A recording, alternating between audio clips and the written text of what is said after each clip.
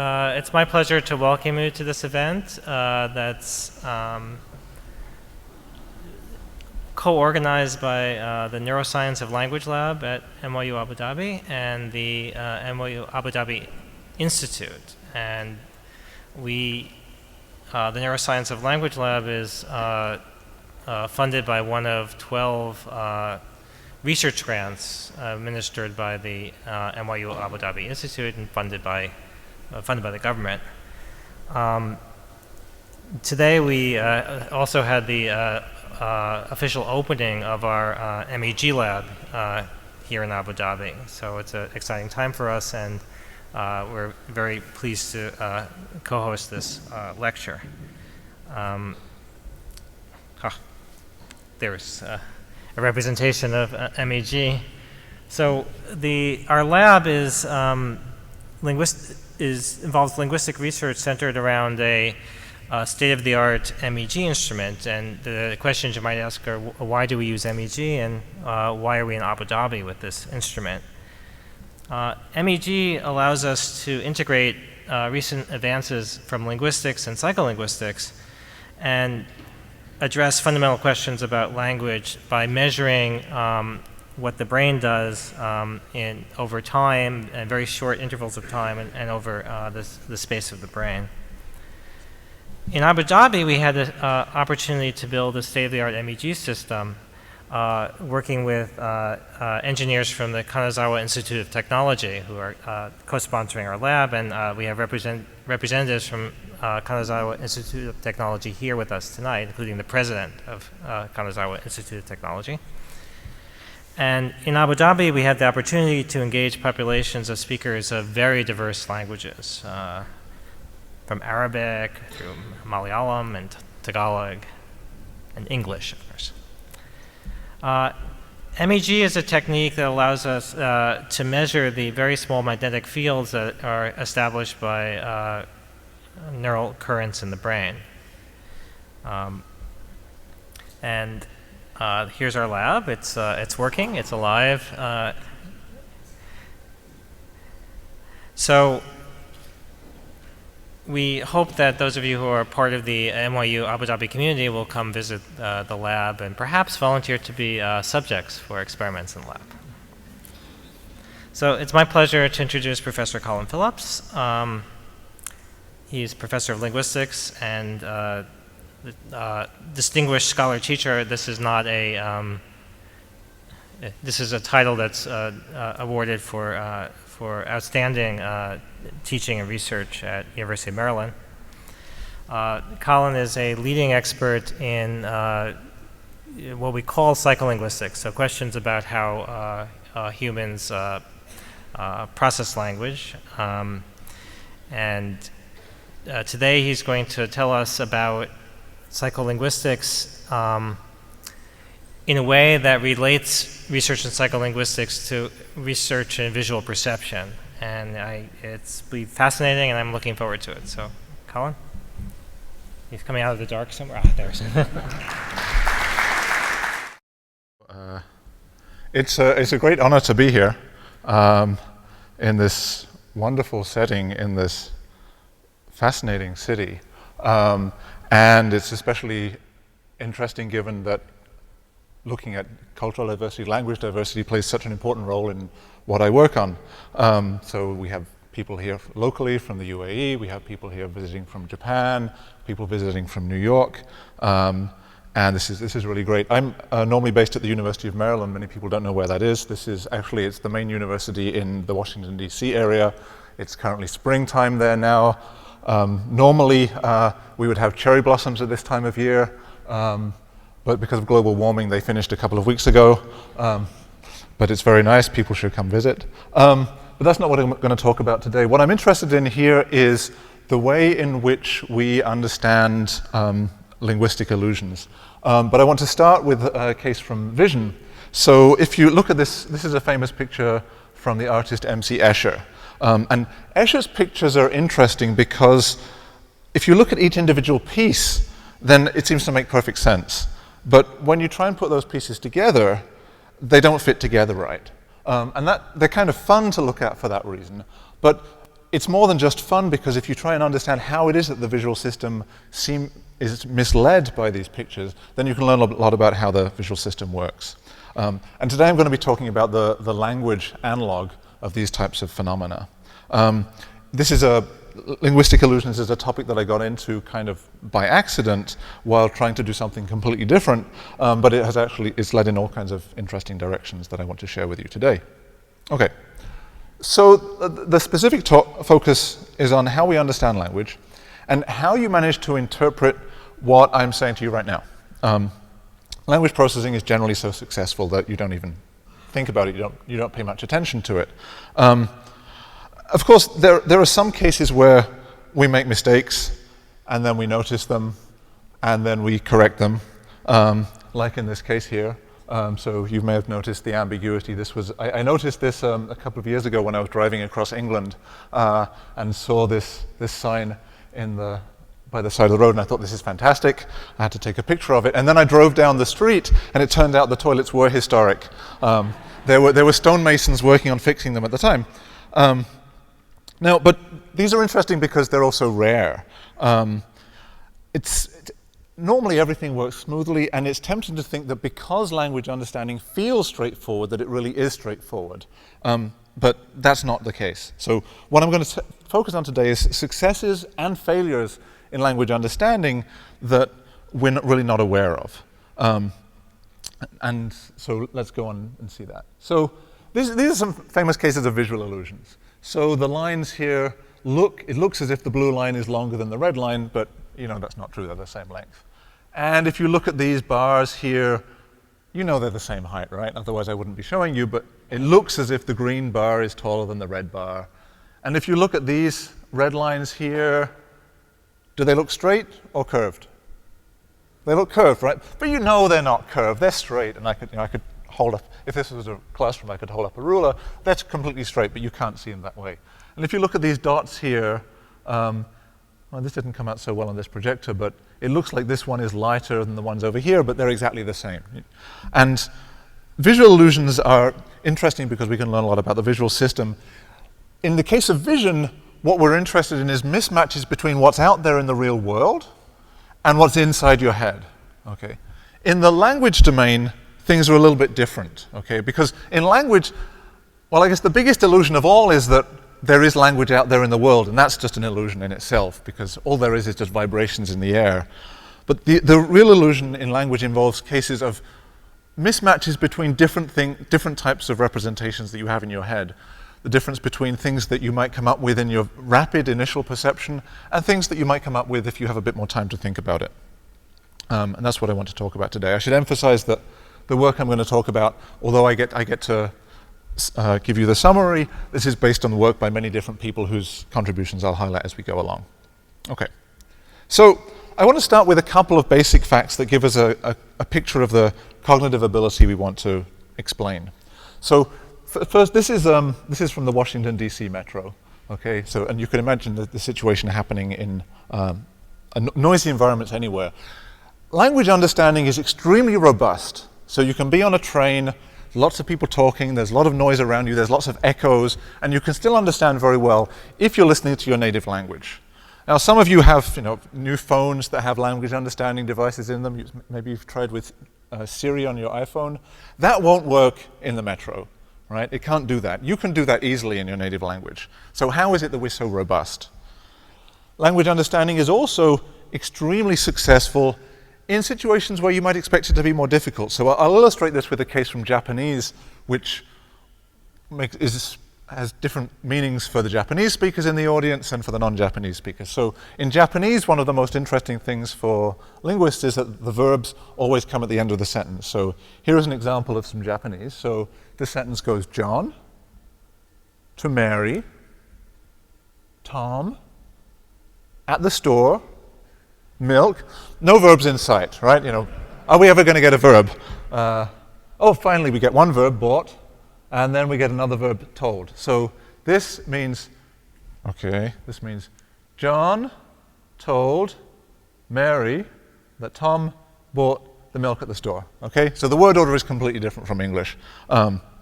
There are other cases that, but Japanese speakers do fine understanding this despite the verbs coming at the end. This is different from what you see in English, where the verbs come fairly early, and different from what you see in Arabic also. There are other cases that are worse. So here's one like John, to Mary, an apple. What's going to come next? Gave. Nope. Ate. Oh. Dog. Okay. Oh, there's gave. Okay, so what's going on here? So this means John gave to Mary, the dog that ate the apple. So here you've got the verb early in English, it comes late in Japanese, and then you've got a relative clause in English that follows the head of the relative clause. In Japanese, this goes the other way around. You've got the verb at the end, then you've got the relative clause, which is followed by the head of the relative clause. Now, what's interesting about this is you can present these, and they're surprising for speakers of English and many other languages that have verbs early. What's most interesting about this is that this is fairly boring in a Japanese audience. And the fact that this is a boring fact for Japanese speakers is the most interesting part of this, because Japanese speakers can handle this just fine. Another thing is that language understanding is very robust, very rapid. So these are waveforms and a spectrogram of the sentence, the dog was big and scary. We know that the words come at you about 3 to 5 words a second, so you have 200 to 400 milliseconds for each word. And that may seem fast or it may seem slow. We read sentences at about the same speed. But to understand how fast that is, it's useful to think of all the different things you have to do in order to understand words that come at you 3 to 5 words a second. So you have to do some visual processing or acoustic processing, depending on whether you're reading or listening. You have to recognize the phonemes in the words. Then you actually have to recognize the words. Then you put those together to form the syntax of the sentence. Then you have to do some semantic interpretation. And you have to do all of that with about 200 to 400 milliseconds per word. Again, that may impress you as fast, or it may not impress you. But here's some reasons why it is surprisingly fast. So, because we know how long it takes to do some of these different steps. So let's focus on one of them, word recognition. And here I'm going to draw on some work that comes from some of the people from NYU. So one thing we know is that successful word recognition generally takes on the order of 200 to 400 milliseconds per word from when you hear or see a word. We know this from lots of different sources of evidence, and that includes work in brain science. So you can't just look at brain recordings and say, oh, look, that's where word recognition is. But there's a clever strategy that allows you to come pretty close to doing the same thing. So what you do is you record people's brains when they're reading or hearing 2 types of words, maybe common words and uncommon words, or expected words and unexpected words. And then you look for when the pattern of brain activity for the 2 types of words starts to diverge. So the very earliest brain activity that you see is just the same for the common and the uncommon words, because the visual perceptual systems don't care about the frequency of the words. But then at some point, these responses start to diverge, and that's pretty good evidence. That's when you're starting to hit the word recognition system. Okay, so this is evidence. This is MEG data from a group in Boston. This is MEG data from Leena Pulkkanen, who's sitting in the front row here. And interestingly, the time estimate that you get for this basically uses up all of the time that you have before the next word comes along. Okay. So, and that doesn't leave us with much time for doing the other things that you have to do. So, which, like fitting the word into the ongoing sentence and building up a meaning. So, normal language understanding, which seems to be effortless and immediately, actually involves a pretty severe computational bottleneck. Because to do all these steps that I showed you in the previous slide, it takes more time than there is before the next word comes along. So, how do we deal with this bottleneck? And to think about how we deal with this computational bottleneck in language understanding, I find it useful to think about an analogy from another domain, okay? And that's cooking shows, okay? So the first option is we might be fast and successful on the model of Iron Chef. And I know some people here, I can see, watch Iron Chef, okay? So who's seen Iron Chef? We've got a lot of foodies here, this is good. Okay, this helps. So this is a show that lasts an hour, and what's amazing about Iron Chef is everything happens within that hour. So it could be that language understanding is just amazingly fast, like the chefs in Iron Chef. Okay, so that's one possibility. This is the other possibility. It's a very different approach to food, okay? So this is a bit closer to the real world. So we don't have a lot of time or resources, so we just throw something together that's quick and nasty, and it allows us to get the job done. And we live with the consequences. Now, in the case of McDonald's, that's heart disease. In the case of language understanding, that's the danger of misunderstanding. And this is actually, the McDonald's model is a pretty widespread view in linguistics and psychology, okay? Now, there's a third possibility that I'm quite interested in, and that's this one, which is the more common cooking show model. So Julia Child is a classic, famous American cooking show host. And these cooking shows typically last just half an hour, okay? But they work differently, right? Because what happens is she mixes something up, and then she reaches under the desk and pulls out something that she was working on before, right? So there's a lot of, she gets things done quickly because there's a lot of pre-preparation. And I think that using pre-preparation as a way of getting things done quickly is an important model for how we succeed in language understanding. Now, after I showed this once, before someone sent me this other picture that shows actually what's going on in these cooking shows, which I thought was kind of nice. Okay, so that's what's really going on. What you see on the surface is not always true. Now, okay, so today I want to argue we can learn a lot from linguistic illusions, from where people fall from them, and importantly from where they don't. In vision, optical illusions are cool, but they're also very informative. By showing where people get fooled, we learn how the visual system works. So this is a nice example. This is the Tower of Pisa illusion. So one of the vision science societies, they have an annual optical illusion of the year contest. And this was the winner of the optical illusion of the year 2 or 3 years ago. So does it look like the Tower of Pisa here? Does it look like they're parallel or that they're diverging? They're diverging, right? But you know they're exactly the same. Why do they diverge? Well, it's because if you're looking at these images, your visual system expects that things that are parallel will get closer together as they recede into the distance. So because these are actually parallel, your visual system assumes that they're not parallel, they're further apart. So you can do this. You can also make these at home. I tried this beforehand using some locally available material, and it works the same, like it looks like the Leaning Tower of Dubai. And so this, but we learn a lot about vision from how this works. At the level of, in language, we also can look at this at different levels. So at the level of sound perception, there's a long-standing tradition of studying illusions and what they can tell us about how the perceptual system works. So this one here is a very nice case that was discovered by accident in the 1970s.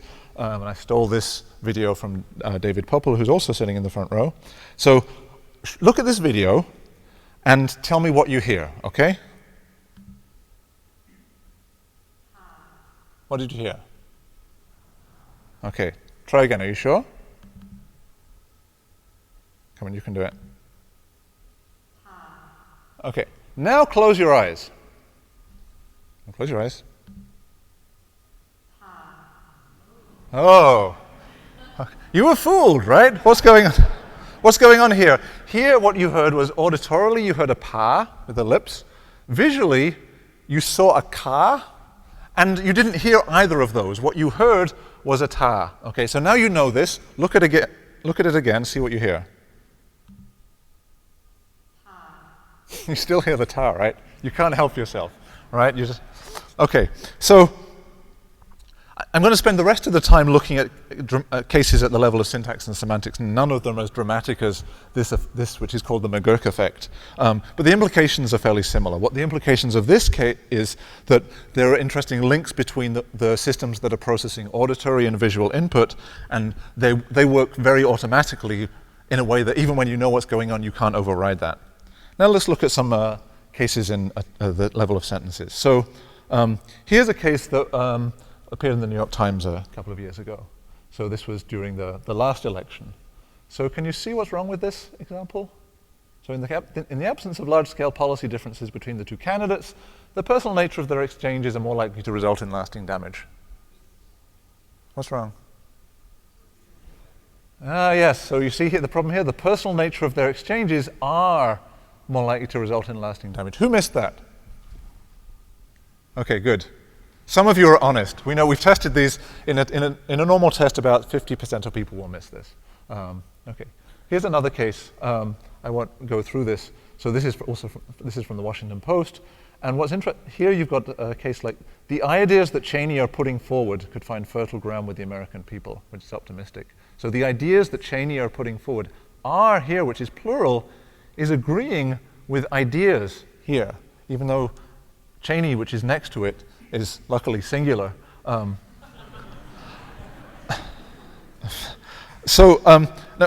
people produce agreement errors like this all the time. But what's more interesting for current purposes is that people generally don't notice the errors in comprehension. And why is it that people don't notice that? That's what makes them qualify as an illusion. Here's another case that I'm quite fond of. So if you hear a sentence like, more people have been to Russia than I have. So who's a native speaker of English here? Raise your hand. Okay, a lot of English speakers. Does that sound good? Sounds pretty good, right? Most people it sounds. And then you ask yourself, what does it mean? When you ask yourself what it means, then you quickly realize it doesn't actually mean anything. And when we present this to people, they say, no, it does. It means more people have been to Russia, the number of people who have been to Russia is greater than, and then they go, oh. And then they maybe argue with you for a little bit and then eventually concede. But it sounds really good, okay? So I'm going to have more to say about this in other cases, but I don't want to give you the impression that we simply mess up all the time in language comprehension, because that's really not the case. And in order to appreciate what illusions like this tell us, it's helpful to first look at a different line of work that yields a very different picture than this, and this is actually where I came from. So what I'm going to do is give you some examples of what we call the selective fallibility profile of language understanding. So I'll look at some cases of very impressive success, and that makes the failures all the more interesting, okay? So there are cases where we're remarkably sensitive, and there are other cases where we're shockingly dumb, okay? But before I go on, I should clarify some of the motivation for some of the things I'm telling you about. There are lots of features of language that are really quite obvious. So it's obvious that English verbs go before their objects, and Japanese verbs follow their objects. There's just obvious differences in word order. Or that there are differences in the vowels in different languages. So in English, we have a difference between the vowels in ship and sheep, and Japanese and Spanish and Arabic don't. In Japanese, there's a difference between the short and long vowels, so biru and biru. Sorry, they're different words. One of them means beer and one of them is building, but I don't know which one it is. I think Arabic has a similar contrast and English doesn't. These are fairly straightforward. But there are lots of other properties of languages that are not remotely obvious. And for many of us, those are the things that we find most interesting about language. They're things that you never find in a grammar book and that people nevertheless agree on once you point them out. And we're learning more about these all the time. We're making new discoveries every day. And we think that these non-obvious properties are especially revealing about how human brains make language possible, okay? And one type of phenomenon that we language scientists can get quite excited about is the class of what's called long-distance relations, where words or phrases that are far apart from one another nevertheless appear to be quite tightly related.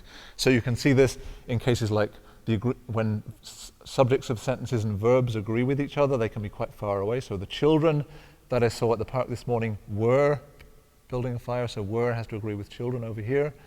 Or the children that I saw this morning knew that they were late for school. That's the relation between a pronoun and its antecedent here. That's called co-reference, because the pronoun refers to the same thing as the subject here.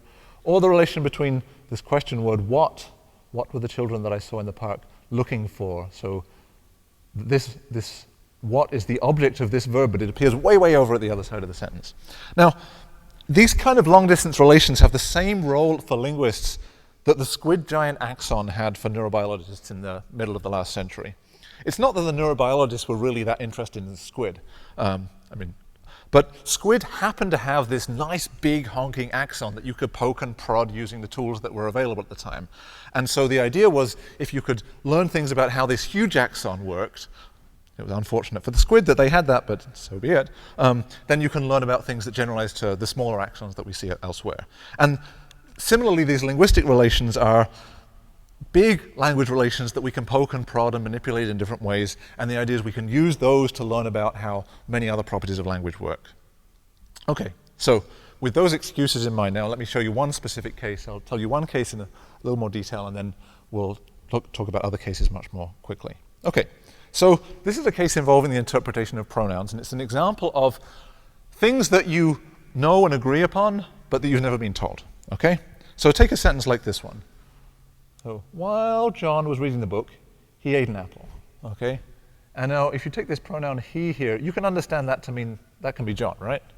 No problem there. So he can be John. So here the name precedes the pronoun. We can flip that around. So we can get while he was reading the book, John ate an apple. He and John, he can be John again, right? No problem. You're all fine? Yes. And we can also flip the clauses, and this works well. So John ate an apple while he was reading the book. Fine, right? Everyone's still fine? Okay. Now try this one. He ate an apple while John was reading the book. Okay, thank you. For non-native speakers, that laughter indicates the fact that English speakers don't allow this in their language. But also, any language that you speak, you're going to have the same fact. This is a good candidate for a universal of language. It's a very robust intuition, and it's not something that anyone ever taught you. So how is it that we know about this? Now, the constraint that prevents the pronoun and the name in this last example from co-referring is known to linguists as Principle C, which is not a very inspiring name, I'm afraid. But it's actually pretty straightforwardly to state in formal logical terms. But that is not really important for our current concerns. What is important is that it's a very good candidate for a universal of human language. And it's something that we can show that children know very, very early in life. So the earliest we've been able to test is with children aged 2.5 to 3 years of age, and they already know this. So they'll show this same contrast that you showed. And it's a constraint that people aren't aware of, and it doesn't have a lot of functional value. So with this in mind, a few years ago, Nina Kazanin and Ellen Lau and I wondered whether people's real-time comprehension was sensitive to this constraint. Okay, so specifically, when people are trying to interpret a pronoun like this, would they know to ignore this name here, even though it's, for all intents and purposes, a perfectly good match to the pronoun? So can people ignore that successfully? And to do that, we need a way to measure what it looks like when people are interpreting pronouns when it is fine. So as in this blue case here, when you've got he here, followed by John, and John can be the antecedent of the pronoun. And this is pretty easy to do, okay? So you can do this using a simple reading task. So it takes sentences like this. While she was taking classes full-time, Jessica was working 2 jobs to pay the bills. Now you can easily understand here, Jessica and she are the same person, right? No problem. And so if you hear, while she was taking classes full-time, Russell was working 2 jobs to pay the bills. Russell is a guy.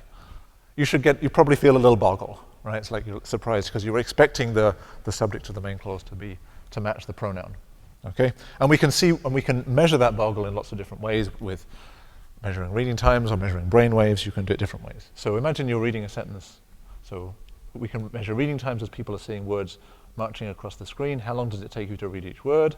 Okay, so we can do that. And then what we find, unsurprisingly, is when we get to the mismatching name here, which doesn't match the pronoun, then what happens is you get a slowdown. What we're interested in is what happens in the case where the co-reference is impossible. So in cases like she was taking classes full-time while Jessica was working 2 jobs to pay the bills. In this case, will people still get the same boggle when they get to the mismatching name? Or will they not care because they know that that's not going to be where the interpretation is going to come from anyway? Well, what you find is if you measure reading times or measure brainwaves, when you get to the mismatching name here, you get a slowdown between the match and the mismatch. That's no surprise. But then what happens in this case here is people no longer care. There's no difference here. So people know that they shouldn't be looking for the antecedent of the pronoun in this case. That applies immediately in comprehension. And this is very robust. We've seen it many times in English. We've seen it in Russian. We've even seen it in Japanese. This is quite reliable.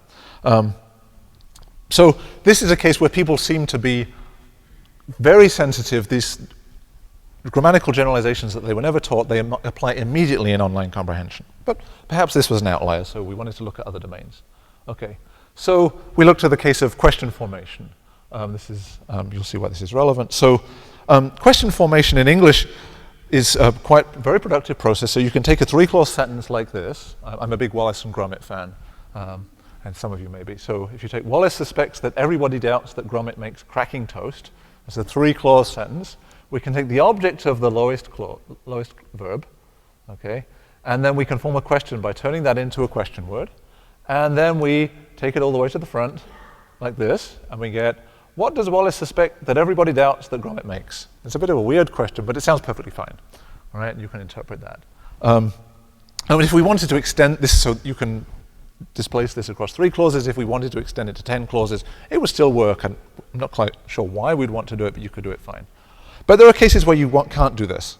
So relative clauses is one of them. So take this case.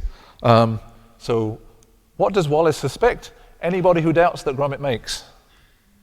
Yeah, I saw some raised eyebrows here. So you notice that one no longer works. And this is bad because you've got a relative clause, and you can't do that. So it's a generalization about English, and it's true of many other languages, that you can't form questions out of relative clauses. In this case, the linguist name for the constraint is a bit more evocative, and it's called an island. An island is a place that you can't escape from, I guess, unless you build a big bridge like they do here. And this is another constraint that's quite robust across languages of the world. But again, it's not something that we're consciously aware of, so we can ask if this obscure constraint affects how we interpret questions. And a number of people have asked this. In order to ask this, we need an implicit measure of question formation, question interpretation, and I'll show you one way of doing this, which we used to try and ask the question. So does this constraint impact how people understand questions in real time? So the way to do this is, imagine you're reading a sentence like the following. So pay close attention to this word by word and build up an interpretation. So we get, how many students did the school enlarge the classroom for? Okay, did anyone notice get surprised in the middle? So how many students did the school enlarge the classroom for? So when you got to enlarge, were you a bit surprised there? Right, because you were initially trying to interpret how many students as the object of the first verb you found, and you can't enlarge students. Well, it's not ethical, at least. I guess, except if the cafeteria is very good. It turns out that how many students is actually the object of the preposition for, but the fact that you get this slowdown and boggle when you get here is an indication of how where you're trying to interpret this phrase. And so we can use this to see where people do and don't try to interpret these question words. Okay, so we apply that to the case of the island that I just showed you, and we can ask, in a case like this, do people try to interpret the question word inside the island? Okay, and the answer is yes. No, the constraint impacts real-time comprehension. People, when they encounter these relative clause islands, they don't try to interpret the question inside there. They're very sensitive. And remember the case I showed you at the start of the Japanese relative clause that comes at you from behind? So it's the unexpected relative clause. So Japanese speakers are even good at this. So even when you're in a Japanese relative clause, which is very hard to identify, they're very good at knowing that you shouldn't interpret the question word inside a relative clause. So this is pretty impressive sensitivity in cases that are not functionally very relevant, okay? So you might think that if you're so good in these domains, you're going to be really good at everything in language. And that's what I thought for a long while. So these are there's two examples upon many of the exquisite fine-tuning of the language comprehension system. And based on these kinds of findings, we thought that people would be good at everything. I just summarized about 10 years of my life there, trying to show you this. So one implication of this is that it's not good for the McDonald's model. So the McDonald's model implies that you understand language by just doing rough and ready, nasty things that get the job done and maybe make errors. But it seems like we're really very sensitive. Okay. But this is just one part of the picture, right, as you already know, because there are other cases where you're much less successful. So after a few cases of documenting extreme sensitivity in language comprehension, things started to change. So we started facing up to cases where people just really don't do so well. And it was a bit frustrating at first, but then it turned out to be quite liberating to understand this. And it became really interesting to understand, well, why is it that people are so good at some things and so horrible at some other things? This is just a gratuitous visual illusion to wake you up. This is a nice case discovered by Professor Kitaoka from Kyoto University. Does it look like the snakes are rotating? You know, they're totally motionless, but you can't help but see them rotating. If you look up the snake illusion online, and there's a detailed explanation of what's behind that. Okay, so we see illusions in various domains. So I've already shown you one. This is the case involving agreement. So these are sentences where a verb shows plural agreement with a nearby noun. It just happens to be the wrong noun that it's agreeing with. And as I said, this happens all the time, but people fail to notice them in comprehension. And it's the fact that we fail to notice them is the interesting thing. Now, I should clarify, it's not the case that people just don't pay attention to agreement. So although people will miss the errors in cases like this, so the keys to the cells, unsurprisingly, were rusty, were should agree with key, singular, but it mistakenly agrees with cells. It's not that people just aren't paying attention, because if you take out all of the plurals and you get the key to the cell, unsurprisingly, we're rusty. People get it right away. They're immediately on it, okay?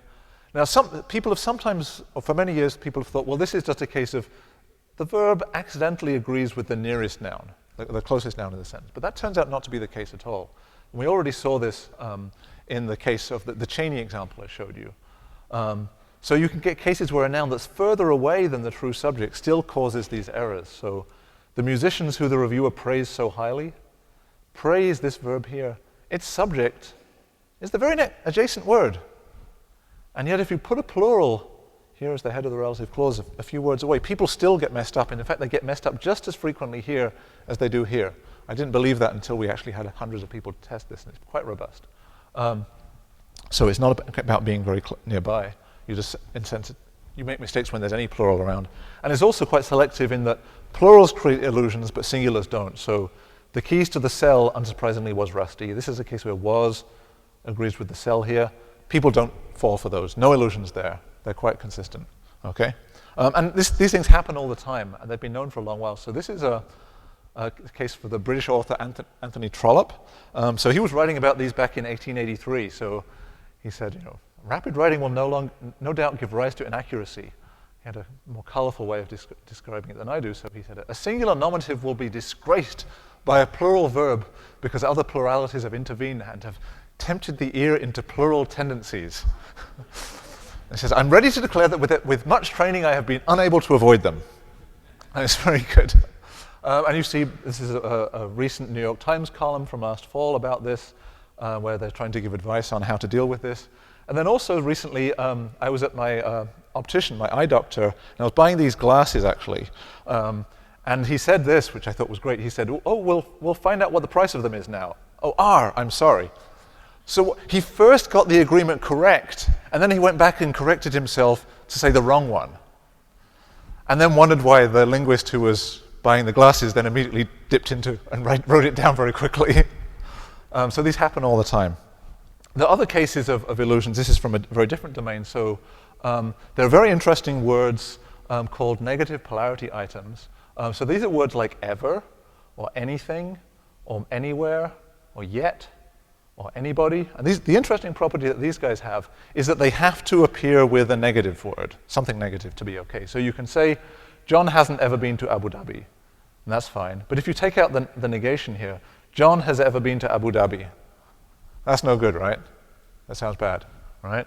So for some reason, they have to occur with negation. There's simple ones like this, and most languages have something like this. There are also more exotic ones. Oh, this is a more example. So the negation can come in different forms. So nobody can solve the problem yet. That's fine with the nobody here. Somebody can solve the problem yet. No good, right? There are more exotic ones like this. So lift a finger, or in years, or the slightest bit, say a word, a damn thing, a red cent. They're all more fancier cases of negative polarity items. This is a negative polarity item T-shirt that some of you will get, some of you won't. If you don't, ask your neighbor afterwards. Yes, it takes a little while. Okay. Now, an interesting thing about this, so we know that you need negation and negative-like contexts to allow these words. So you can say nobody expects Congress to ever change. If you take out the negation, voters expect Congress to ever change. No good. Few people expect Congress to ever change. That sounds okay. So the few, that means not very many. That seems to count as negative enough. Similarly, voters doubt that Congress will ever change. The doubt also behaves as if it's sufficiently negative to make this okay. Right? So there's lots of different negative-like things are okay. But it can't be just any negation work. So try this one. The people who can't stand it expect Congress to ever change. That doesn't work, right? So why is that bad despite the fact that you've got a negation there? That should be okay. Well, the reason is, so this negation here, it's stuck inside of this relative clause, and that counts as not sufficiently prominent to license this negative polarity item in the main clause. It has to be, the negation has to be structurally higher, okay? Fascinating, right? But the interesting thing from my purposes is you get illusions of these cases. So if you take sentences like, no bills that the Democratic Centers supported will ever become law, that's okay, you've got an ever, polarity item, negation here, it's fine. If you take out the negation, it's bad. So the bills that the Democratic Senators supported will ever become law. People immediately notice that that's bad. But if you take a case which is very much like this one, the bills that no democratic senators supported will ever become law. If you give people time to think about it, they'll routinely agree, yeah, that's no good, that's bad. Just like this one. But if you measure them quickly, if we can measure this with reading times or rapid judgments, we can measure this with brain waves, any measure you like. If you catch them quickly, their brain doesn't notice it. Okay, so it takes a while to notice that. So you have a temporary illusion. So we first came across this in reports about German a few years ago, and at the time I didn't really believe in this, so we did what any self-respecting psychologist would do, and we tried to debunk the finding and show that there was something wrong with it, but we failed, and we replicated this many, many times. This is quite robust. Another case I've already shown you, this is the case involving comparatives. More people have been to Russia than I have. They sound great, but they have no meaning. And there's one other case that I'm quite fond of, and this is something that some of you may have seen on TV a few years ago. So this is from the Palin interviews with Katie Couric from 2008, where she says, well, you know, Katie, I'm not going to solely blame all of man's activities on changes in climate. Which sounds good to start with until you think about what she's saying, all right? And then what you notice is that what she's saying is something completely reasonable, which itself is fascinating. And then a couple of weeks later, she's debating Biden, and she says something very, very similar, so it shows that she's being coached. So I'm not one to attribute every activity of man to climate change, which in fact is true. Not every activity of man is due to climate change. So this is a case of a role reversal illusion. I don't plan to talk about these cases in much detail here, but we've actually been doing quite a lot of work on those recently using electrophysiological brain recordings, and I'm happy to talk about those with you later if you're interested. So what we find is that we've seen both sides of the selective fallibility profile. On the one hand, real-time comprehension processes are not grammatically infallible, but nor are they they don't always look like the Iron Chef model, but nor are they the product of a rough and ready analyzer. So this naturally leads to the question of, well, why do we see this very uneven profile? It could be just hard-coded in the language comprehension system, that it cares about some constraints and not about others. But that will be kind of odd, because the kinds of things you seem to be really good at involve a lot of stuff that has very little functional relevance. And there are things that happen all the time that you're quite bad at. So that's not terribly satisfying. So what instead we want to be able to do is predict the patterns of successes and failures based on the properties of the different linguistic constraints, and maybe this is due to their time course, the memory search mechanisms, maybe the interpretive consequences. What we want to be able to do is the same thing that vision scientists do when they show that you can, by modulating the visual input, you can make the illusion go away. So if you take the Tower of Pisa case, you arrange them like this. Now do they look parallel? Perfectly parallel, right? So this is a way of showing that it's something to do with the relative configuration of these things that make the illusion happen. So in the few minutes I have left, what I want to do is show you that this pattern of successes and failures seems to reflect at least 3 different factors. So one involves directionality, the other involves the way in which you go about accessing information in memory, and the third one involves ways in which you overuse some semantic interpretation mechanisms that you already have. Okay? So first, so Julia Child comes back, so we want to talk about a recipe for success. So it turns out that there's something in common to the cases that I showed you where the comprehension system is super sensitive to linguistic constraints. So in the case of pronoun interpretation that I showed you earlier, you get a pronoun and then you go searching for a name that tells you the reference of the pronoun that follows it in the sentence. In the case of the islands, this constraint on question formation, you get a question word, and then you go searching for the verb that it belongs with in the subsequent material. So you're looking forward in time, okay? And it turns out that many other cases of impressive speed or accuracy in language comprehension, they have this property of involving forward-looking processes. So they involve predictive processes, which could have a number of benefits. So you can engage in prospective search for a particular item you're looking for, and forewarned is forearmed. That slogan has real meaning in the case of language comprehension. So it allows you to anticipate relevant details, and it means that maybe you can know ahead of reaching before you even see or hear some linguistic material, you know that's going to be irrelevant for things you want to do, and that means you can avert your eyes effectively.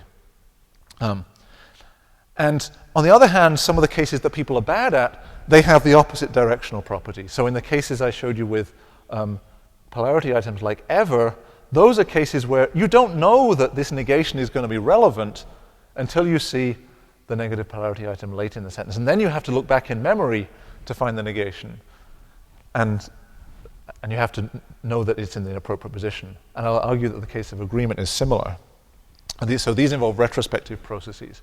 And it seems like these prospective and retrospective processes have different susceptibility to illusions. And it turns out that this contrast between forwards and backwards looking mechanisms has a close analog in findings about the neuroscience of cognitive control. So cognitive control is your ability to shift your attention between different features of your environment that are task relevant. So in that domain, you also find a distinction between proactive or forward-looking control mechanisms, which are more protected against interference from irrelevant stimuli, but they're also less available as we get older. And on the other hand, there are reactive or backwards-looking control mechanisms, which are more susceptible to interference. So this sounds quite strikingly similar to what we see in language comprehension. And this has been found by people working in a completely different area from what we were doing in language, and we were quite surprised when we came across this finding that you see exactly the same contrast. But back to the forwards-backwards distinction for language, you might be reasonably asking why it makes sense to think of subject-verb agreement as a retrospective backwards-looking process. Surely you can handle this fine by just taking a subject and saying, I'm going to anticipate what the number of the verb is it singular or plural, and then you'll get that right. But it actually makes sense to think of this as in terms of the forward-backwards contrast based on an additional constraint that I didn't tell you. So it turns out that these illusions with agreement are even more selective. So there's a contrast between what we call illusions of grammaticality. So these are cases where things that are bad you mistakenly think of as good. Those happen all the time. But you don't have the opposite. So you don't have illusions of ungrammaticality where things that actually are good seem bad. So I've shown you cases already, so things like Stacy met the players who the coach liked best. Those are the cases where it's bad, but you actually misperceive it as good. But the analog of that, so Stacy met the player who the coach likes, Stacy met the players who the coach likes best. Likes and coach agree, they're totally fine. Are you misled by this plural here? No, people don't fall for that. People do totally fine. So you get a big illusion effect when you look at the ungrammatical sentences, no illusion effect in the grammatical sentences. How does this play out in the forwards-backward contrast? Well, imagine that you have something like the key to the cells. So this is one of these complex noun phrases. And what you do there is you notice that the noun is singular, and you anticipate that you're going to get a verb which is singular, okay? And if you see a verb that's singular, then you just keep going, everything's fine. Your expectations are confirmed, you don't look back. If, on the other hand, you get, so that's the acceptable case, grammatical case. If, on the other hand, you get a verb that you don't expect, you get a plural verb, that's when you turn around and look back, and that's when you get misled by irrelevant things in the environment like this plural. That's when you mistakenly pick up on this guy. So this forwards-backwards contrast explains this additional contrast that we see. Okay. So it seems that the illusions reflect faulty memory retrieval. Well, some of them do. And we want to know, why is memory retrieval susceptible to interference? And is all linguistic memory retrieval like this? And in order to do this, we need another visual demonstration. So I'm going to show you some displays. This will also help you wake you up, because I know it's getting close to dinner time. So I want you to tell me as fast as possible if you see a green square. Okay? You've got to be fast. Okay, some of you are fast, but some of you need to speed up. Okay, so try again. Good, something getting faster. But keep going, try harder. Good, okay, you're speeding up. Now keep going.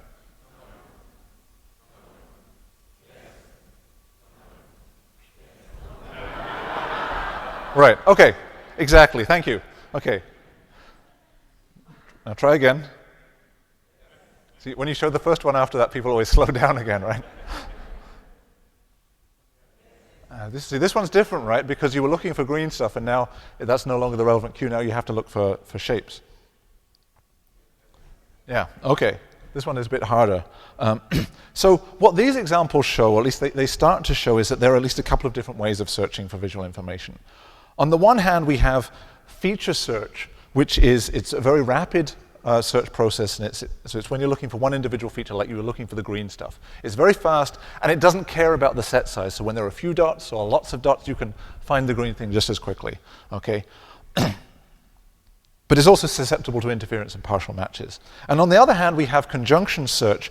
This is what happens when you have to look for multiple features at the same time, like when in this display where you can't just look for greenness and you can't just look for squareness. It seems to behave as if it's a serial search. It takes longer. It takes longer. The more items there are in the display, the longer it will take. It seems to be serial. But it's also less susceptible to interference. Okay.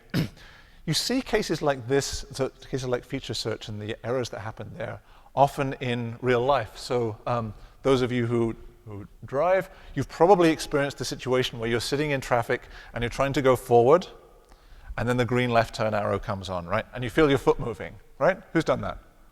Yeah. Now, this is a case where you're doing feature search. You're looking for a green cue, and then when something that has that property but has the additional property of being an arrow comes on, you initially react to it. Okay? I think this is what happens here in driving is very similar to what happens when you make these agreement mistakes. So we can apply a similar distinction between different types of search mechanisms to think about how we could search linguistic information in short-term memory. So I'll illustrate this with the case of a verb that's looking to agree with the subject of a clause. So let's imagine, you've got part of a sentence like, the key to the cells, so this whole thing is the subject, were. So this verb should agree with the key here, but we get errors arise here. So one way in which you could do it is you could actually sort of systematically just follow the structure of the sentence in a serial fashion, going to find the subject, and then you'll get to the correct subject, and you'll notice that it's bad. So you won't make a mistake. That works great. Okay? So that's accurate but slow. Another thing you could do is you could take exactly the same mental representation, but you could probe it in a different way. You could say, well, I want to probe everything in memory simultaneously, saying, tell me if you're plural and a subject. So you probe everything simultaneously and tell me, do you match either of these cues? So key matches being a subject, but it's not plural. These things match nothing. Cells matches plurality and doesn't match subject. Okay. And what's going to happen here is that it's very rapid, but it's also susceptible to errors. So you may sometimes respond when you've got a partial match, even though you shouldn't, okay? This is like what happens with the left turn lane, okay? So you have one way of accessing memory, which is structure sensitive, but avoids interference, but it's slow. You've got another way, which is susceptible to interference, but it's fast, even if various relations get quite long. And this is something that's been studied intensively in the psychology of memory, and our work on this has been inspired a lot by more work from NYU, from psychologist Brian McElroy, who's in the psychology in the Manhattan campus. And we think that's exactly what's going on when people make these mistakes with agreement.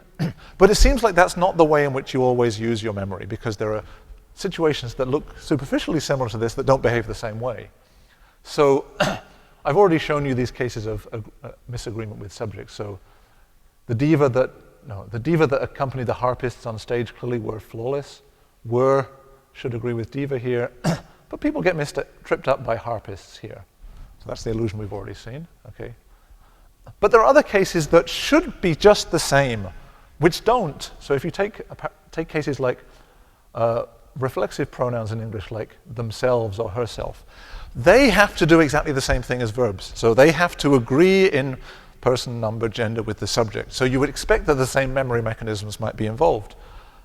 And so you might expect to get the same illusions in cases like the diva that accompanied the harpists on stage clearly presented themselves. But you don't have an illusion there. People don't get messed up, even though it looks like it has exactly the same constraints and you would engage the same memory mechanisms.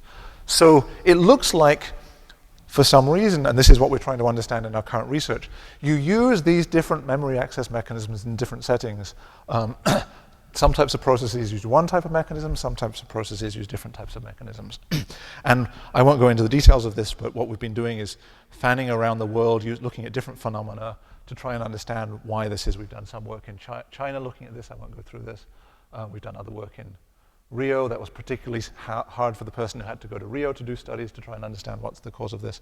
But we're trying to see when is it people use one mechanism, when is it they use the other mechanism. I'll skip this because I want to get back to the case we had before. This is the final case of the illusion with comparatives. More people have been to Russia than I have. We think this is a rather different animal. So remember, what's wrong with this is it's supposed to be a comparison of two quantities of individuals. But the more people in the first clause has nothing in the second clause that is countable that you could then compare with it, okay? That's why it fails. If you said more people have been to Russia than cats have, cats is something that is countable, so you can make it a comparison, but I is not a number that can vary. So why is it that people fall for this? Now, when you give this to people, they have lots of different ideas about why it is that you mess up with this. And we've tested lots of them to see whether people's intuitions about these are true. And most of people's intuitions turn out to be false. They're not supported experimentally. I won't go into all of these. So I'll mention one. So people say, well, maybe what happens is you just misremember the word order. So maybe more is a word that is both a determiner and an adverb. So maybe you misremember that.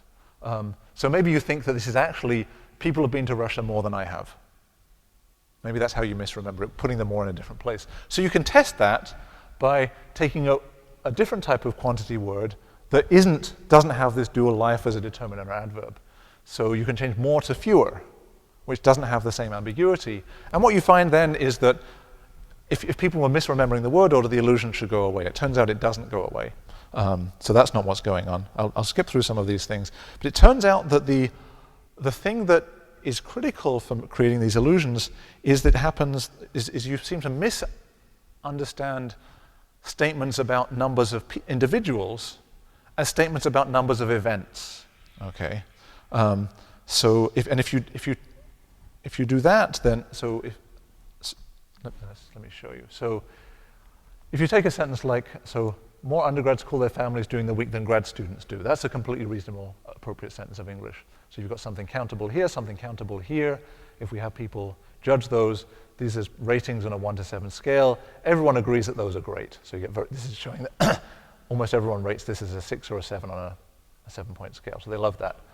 This is the case of the illusion. So more undergrads call their families during the week than I do. That's the thing that should be bad, but people mistakenly perceive as good. Look at the profile of people's judgments of these. Again, almost all of them are scores of 6 or 7. People like that. Now, you can understand this. This is making a statement about numbers of individuals, but you can understand it as a statement about numbers of events. So calling your family during the week is something you can do repeatedly. You can turn this into something which couldn't be understood as event counting, and the illusion goes away. So if you take something like, more New Yorkers began law school this semester than I did, begin law school this semester, that's not something repeatable. So that's not countable. Then what you see is the illusion goes away, the ratings are all over the place. If you make this a coherent event, then people still like it. It's a coherent sentence. More New Yorkers began law school this semester than rich Canadians did. People like it again. So it's something about the countability of the events that is responsible for this. And this is something that happens in normal English. So if you take a sentence like this, and this is actually from Wikipedia, so it must be true. So if the George Washington Bridge, that's one of the bridges from New Jersey into Manhattan, the George Washington Bridge carried 107,912,000 vehicles in 2007. Okay. Now, does that mean that 107 million different vehicles crossed the George Washington Bridge? No, you know that's not true. You know, in fact, that there were some poor people that crossed it in the same vehicle 10 times every week. Okay. What this is really making a statement about is the number of bridge crossing events, not about the number of individuals. Okay. But you can use the language of individual counting to express event counting. Similarly, you can say more vehicles crossed the bridge in 2007 than in any other year. That's understood, that's using the language of individual counting, but it's actually making a statement about events. Or you can say more people have been to Russia in the past 10 years than in the previous 50. It's a statement about individuals, but if it turned out that there were lots of people who were doing it multiple times, that wouldn't contradict that. So what seems to be going on when we make fall for these illusions in comprehension is we're taking advantage of this flexibility where in some situations individual counting or event counting can be expressed in the language of individual counting. And what goes wrong in the illusions is that we over-apply that. So we think we know why people, what is behind these illusions, why people don't notice when the sentences are no longer compatible with that interpretation. That's something we're currently trying to work on. Okay, so made it to the end. So let's wrap up. So what I hope to have shown you here is that first we can learn a lot about the inner workings of the human language system by looking at non-obvious aspects of language that we're not even aware of. Second, language understanding creates a computational bottleneck. It's because the words are coming at us so quickly. It seems that the brain's response to this bottleneck involves some pretty impressive multitasking and anticipatory time management. So this is the case of the cooking show. So you get things done very quickly because you're very good at pre-preparing stuff. That's where you're most successful. And in support of this, I showed you evidence from what we call the selective fallibility of the language comprehension system.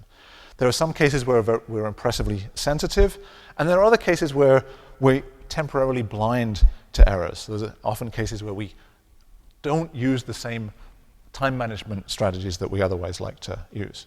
Now, is this a cause for misunderstanding? Are the things that I've shown you reasons to expect that we're going to misunderstand each other all the time? Well, no, that's not the case. These are things that generally happen without us noticing, and it also doesn't lead to any kinds of miscomprehension. So it can seem like all of this is a sort of a scientist's sideline that has very little implications for normal language understanding. But it's important to remember that what we learn from this is that the reason you're normally so successful is because you have this very finely tuned time management ability. Because you've got to take processes that normally take longer to run through than you have for each word. So you've got to somehow multitask. Now, you can imagine, though, that if that very precise time management breaks down even a little, then it can lead to some pretty terrible consequences. And one of the things that we think is likely the result, one of the problems that arises in cases of language disorders is that this time management system is going to break down, and that can lead to significant problems. I won't go into that now, but that's one of the implications of this type of research. That's all I have to say, and I thank you very much for your patience.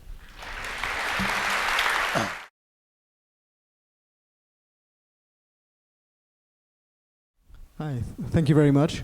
I was wondering if you go back to the example about the visitors to Russia compared to me. Yeah. Does it matter if it's read versus heard?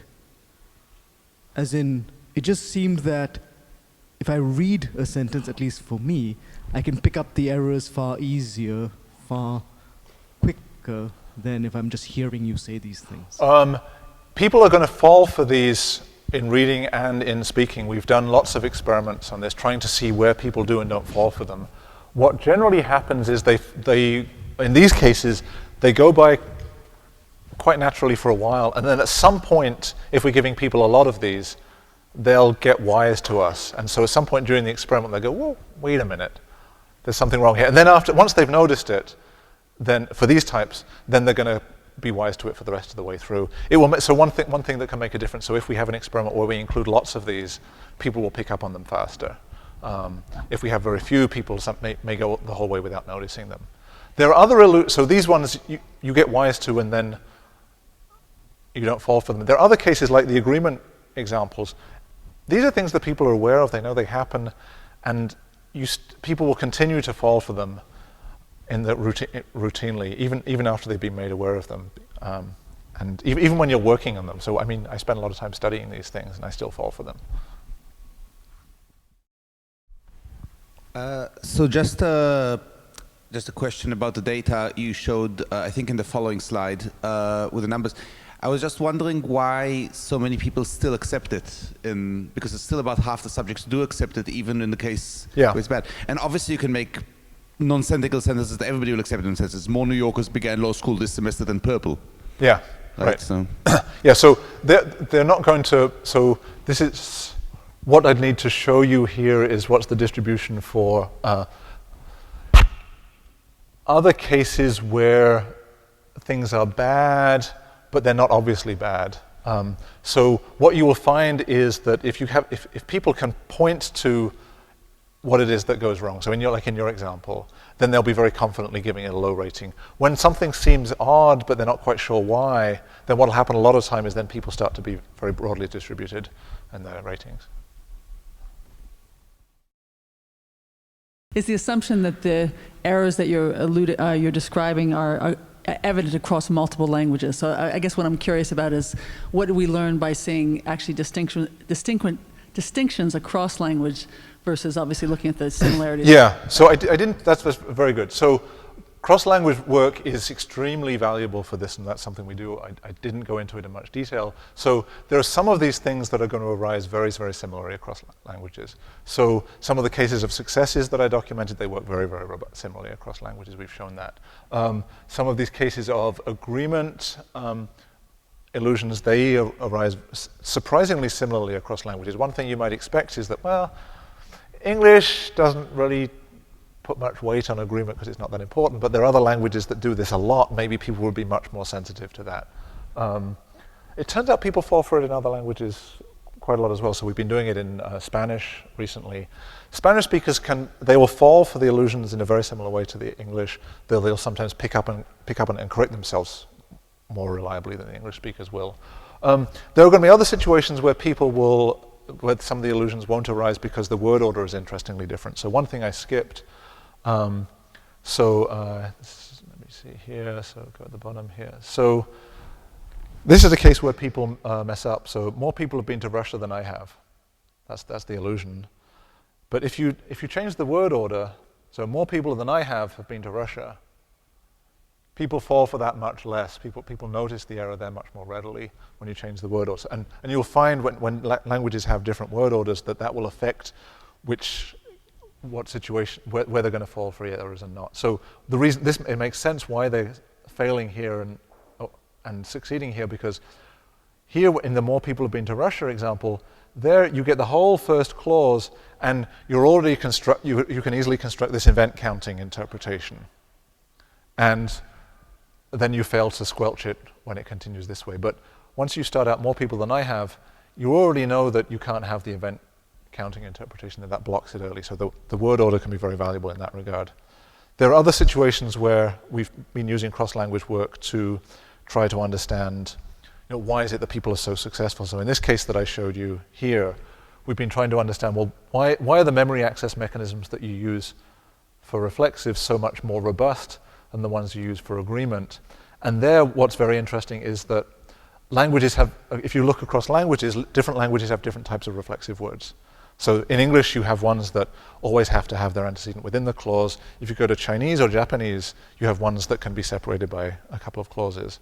And so that's been very productive for understanding those mechanisms. So cross-language work is very, very useful in this. You see it in Chinese as well. You see the success. The same. Well, yeah, this is exactly why it's important. Yeah. So we wanted to see, well, when you extend this to a Chinese situation where the antecedent for the reflexive could be a number of clauses away, well, do you seem to be engaging the same memory access mechanism as in English? And it seems that you are. Thank you. This was very informative. I have another question about languages, also working between Arabic and English. Yeah. But my question is about when seeming errors result from actually differences in, for example, in the phonetic system between the languages. For example, one example comes to mind. Native speakers of Arabic, they don't distinguish between a B and a P, mm-hmm. and there could result sentences like "he barks well," meaning if you don't say "he barks his car well," just "he barks well." Mm-hmm. Now, have you looked at any of these phenomena between languages, and how fast? Let's say English speakers can recognize this as an error because of the context, or because of that they are addressing somebody from another language. Yeah, that's interesting. So that's not something we've done a lot on, but there are a lot of people who have looked at related phenomena. So there's two interesting things that come from your question. So one is when say a speaker of English encounters a speaker of another language that's producing these errors, how quickly can these speakers of English respond in an individual situation to make the correction, okay, and sort of backtrack, and how far can they backtrack once they get the contextual support. And people are pretty good at that. The other thing which people have looked at, and I wish I knew the answer, but I don't, is if you engage in sustained conversation with a speaker that's making these errors, these phonetic errors, are you going to adjust your comprehension overall such that when you hear something that sounds to you like a P or a B, can you suspend your commitment to that and then leave yourself open to the possibility when you initially encounter that word that it might actually be a P? There must be work on this, and there's probably someone in the front row who knows the answer to this. Right? But I don't know. That's an interesting case here. So what sort of speaker accommodation can you do? The same thing happens when you're doing dialect accommodation as well. So how much does that impact your sort of initial word recognition processes? You can certainly go back and correct things, but can you actually sort of change your initial word recognition? I'd like to ask, are there any languages, or is there a language or languages that are less susceptible to this kind of illusion? In fact, is there a language or languages that are foolproof? No. Not that we know of. So I think what you will find is that because when you look at the kinds of things that are responsible for people making these mistakes, they involve things like ordering relations. They involve things, and we know that different languages have different word order. That's what I showed you at the start. And so what you would expect is that one phenomenon which may be realized in one order in one language and a different order in another language is going to be more or less susceptible, not because the speakers of that language are overall more or less susceptible, but because the specific phenomena are presented in that language in a more illusion-sensitive or illusion-insensitive fashion. So what I think you're going to find is that if you look at an individual case, you'll find differences across languages, but you'll find that there may be some things that English speakers are better at than speakers of another language, but you're going to find the opposite as well. I think everyone's using the same overall memory architecture, the same way of searching that architecture, that memory, but it's going to be the errors are going to apply to different phenomena in different languages. And it doesn't seem to be related. What was surprising is you might think that you would be very susceptible. Some languages would make some phenomena very important. Some languages would make other phenomena very important. So the functional value of these phenomena would have an effect on whether people are very robust or not. And that doesn't seem to be the case. That's why we were interested in looking at agreement illusions in different languages, because agreement is not very important in English, but it's very important in some other languages. But that doesn't seem to make a whole lot of difference. That I was surprised at. Did you get a chance to do research throughout the English world, so like comparing Australian or South African or Indian English, or and like how these illusions manifested in the data? Typically, most of the things we're looking at are not subject to dialect variation. So this doesn't make a lot of difference. But in fact, some of them have been claimed to be. So in fact, these cases of the agreement illusions, so specifically the cases like, no, that's Alex's slides. The cases were like these ones, so the ideas that Cheney are putting forward, these ones. These were initially reported in the linguistics literature about 40 years ago by a couple of people from New England who thought, well, that's weird. These actually seem surprisingly good and they happen. Maybe it's a New England dialect phenomena. And Matt Wagers and Ellen Lau, who were the collaborators of mine who pursued this, they're from the south of the US. And they thought, well, they actually don't sound so bad to us either. So they went out to see whether this was a dialect phenomenon. And what it turns out is doesn't seem to be something to do with dialects at all. It's something which reflects the memory access mechanisms that all English speakers use, and it's robust across all speakers. So that was the one case where we thought it might be a dialect phenomenon and found it's not. These seem to be quite widespread and robust. There is an interesting literature. I haven't participated in this, but people have looked at these agreement phenomena in British English because, as some of you know, there are differences between American and British English in where people use singular and plural agreement. So you can, in the US, the government is annoying. In the UK, the government are annoying, or the team are successful, which is horrible in American English. And people have looked at these phenomena in looking at that contrast. I mean, that's the one case where people have found dialect differences. Do you do your research only with native speakers of a language, or do you include people that have actually learned the language later on in their lives?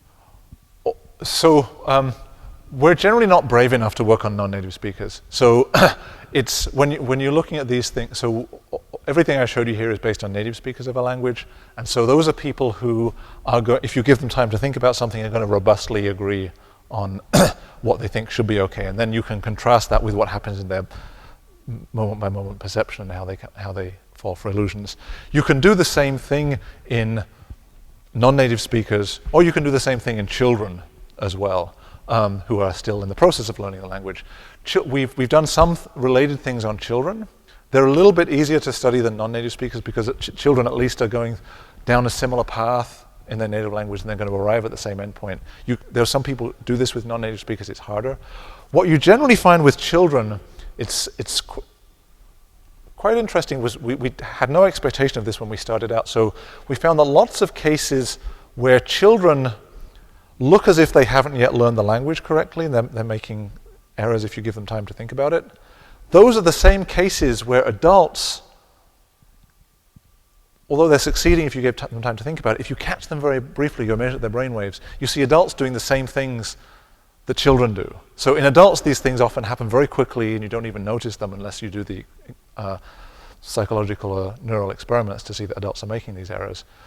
With children, you can often see exactly the same things happen, but they're longer lasting in children. So the main difference between children and adults in these domains is that adults are very good at going back and correcting errors. Children are not. When children fall into the hole, they can't get out. Because they're short.